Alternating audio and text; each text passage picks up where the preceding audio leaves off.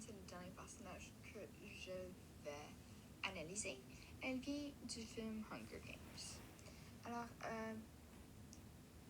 Katniss est une adolescente de 16 ans qui vient du district 12, qui est une région vraiment pauvre de Panem.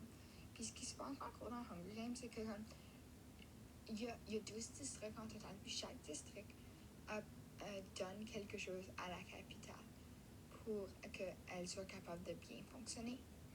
Puis à chaque année, il y a comme un jeu qui se passe parce que une jeune fille puis un jeune garçon de chaque district vont tous s'affronter pour le gagnant, pour divertir la capitale. Alors, la sœur de Katniss a été choisie, puis Katniss ne pouvait pas laisser sa sœur y aller par elle-même parce que sa sœur avait seulement 12 ans, so elle s'est pas volontaire pour participer au jeu pour sauver sa petite sœur. So, on va commencer avec les traits de personnalité innés. Katniss possède des traits comme courageuse et déterminée. Elle a aussi une grande capacité physique et beaucoup d'endurance, ce qui l'aide à survivre dans les situations dangereuses. Elle est aussi très rapide à réagir face au danger, ce qui montre qu'elle est instinctive et très attentive à son environnement. Ensuite, pour les facteurs acquis, c'est des facteurs influencés par son environnement. Katniss grandit dans la pauvreté du district 12 et doit chasser pour sa nourriture et sa famille. Après la mort de son père, elle devient presque responsable de sa petite sœur. Ce qui veut dire qu'elle est tellement bonne à la chasse, ce qui lui donne un grand avantage dans les jeux. De plus, le régime du capital des Hunger Games crée un environnement violent où la méfiance et la prudence sont nécessaires pour survivre. Ensuite, l'influence des médias. Après avoir gagné le premier jeu, Katniss ne choisit pas volontairement de devenir le symbole de la rébellion, mais elle le devient quand même. Puis les médias de la capitale la transforment en symbole de rébellion appelé le G-moqueur. Puis cela montre comment les médias peuvent influencer l'image et le rôle d'une personne dans la société. Alors ensuite, il y a les différentes théories qui représentent bien Katniss. La première, c'est la théorie de Sigmund Freud qui explique que le comportement est influencé par l'inconscient, c'est-à-dire des pensées et des émotions dont on n'est pas toujours conscient, souvent liées à des expériences passées, à des traumatismes. Dans le cas de Katniss, elle montre plusieurs réactions liées au traumatisme. Elle a de la difficulté à faire confiance aux autres, elle ressent beaucoup de stress et elle fait des cauchemars après les Hunger Games. Cela suggère que ces expériences de violence influent son inconscient et son comportement. Ensuite, il y a Ian Pavlov qui est basé sur le conditionnement classique. Cela veut dire qu'une personne peut apprendre à associer un stimulus à une réaction. Par exemple, alors le stimulus, c'est la reine des jeux.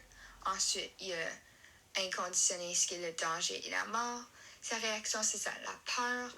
Ensuite, le stimulus conditionné, c'est certains bruits ou situations de combat. Puis la réaction continue, c'est une réaction immédiate de défense. Katniss développe des réactions automatiques pour survivre. Ensuite, il y a la théorie de B.F. Skinner qui explique que les comportements sont influencés par leurs conséquences. Si un comportement mène à un résultat positif, il sera répété.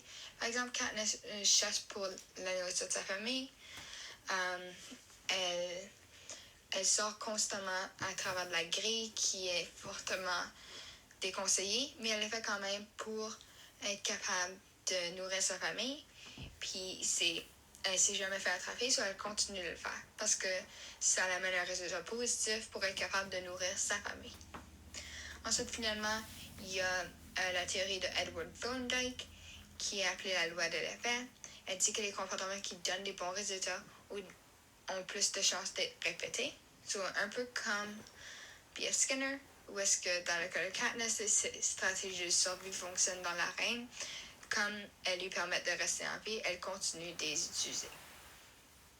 So, au lieu de ganging up comme faisait plein d'autres tribus, elle restait plutôt dans l'ombre. Puis elle s'est fait quelques amis où est-ce qu'elle était vraiment proche avec. Selon le modèle des 16 personnalités, Katniss correspond au type ISTP.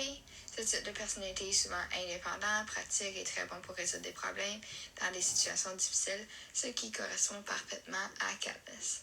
Puis dans le test Océan, on peut observer qu'elle a une ouverture moyenne, une conscience élevée, une extraversion faible, une agréabilité moyenne et un neuroticisme élevé. Cela montre qu'elle est organisée et responsable, mais aussi stressée par les traumatismes qu'elle vit. Alors, en conclusion, la personnalité de Katniss est influencée à la fois par ses traits naturels et par son environnement difficile. Son courage, ses expériences traumatisantes et la pression du capital font d'elle un personnage complexe qui devient, malgré elle, un symbole de rébellion. C'est tout pour l'analyse de mes 3 personnages. J'espère que vous avez apprécié cette vidéo et on se voit à la prochaine.